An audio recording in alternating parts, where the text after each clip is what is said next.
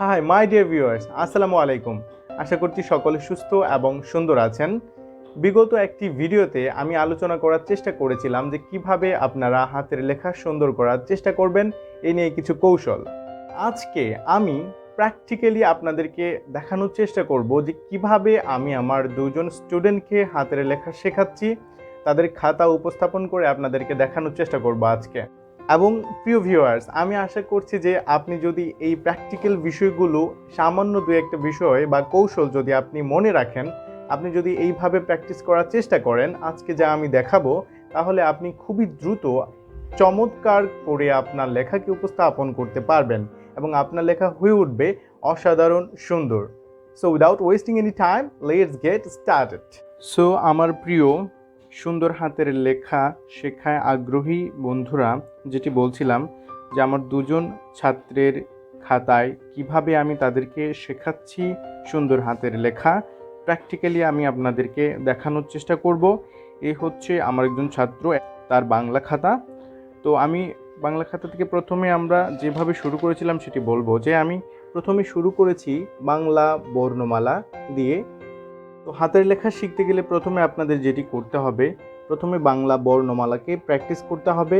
স্বরে অ, স্বরে আ, অর্থাৎ আপনাদেরকে স্বরবর্ণ প্র্যাকটিস করতে হবে। একটি স্বরবর্ণ উপরে লিখে নিতে হবে, তারপর এটাকে পুরো পৃষ্ঠা আপনাদেরকে পুরো করে লিখতে হবে।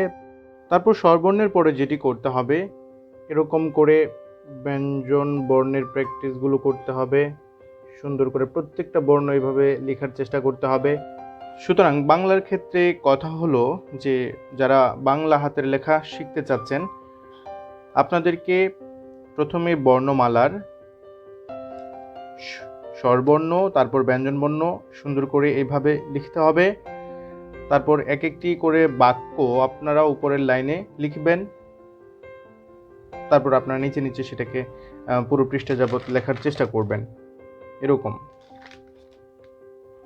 একটি গুরুত্বপূর্ণ জিনিস লক্ষ্য রাখতে হবে, যখন আপনি লিখছেন বা আপনাকে কেউ লেখা দিচ্ছে বা কোনো হস্তাক্ষরযুক্ত বই থেকে যখন আপনি লিখছেন, বা আপনার কোনো বড় ভাইয়া লেখা দিচ্ছে বা বড় বোন যার হাতের লেখা সুন্দর সে লেখা দিচ্ছে, তখন আপনাকে খেয়াল রাখতে হবে লেখা যে দিচ্ছে তিনি অবশ্যই এটুকু পরিমাণ জায়গা ফাঁকা রেখে দিচ্ছেন, এইটুকু জায়গা পরিমাণ ফাঁকা রেখে দিচ্ছেন লেখার সময়, তাহলে লেখাগুলো অসাধারণ সুন্দর হবে।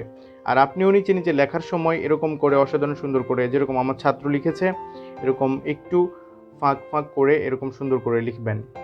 প্রত্যেকটি পৃষ্ঠা দেখেন কত সুন্দর করে লিখেছে। এরকম আমি উপরে এক লাইন লিখে দিয়েছি, তারপর তারা সুন্দর করে নিচে নিচে এরকম লাইন সুন্দর করে লিখেছে।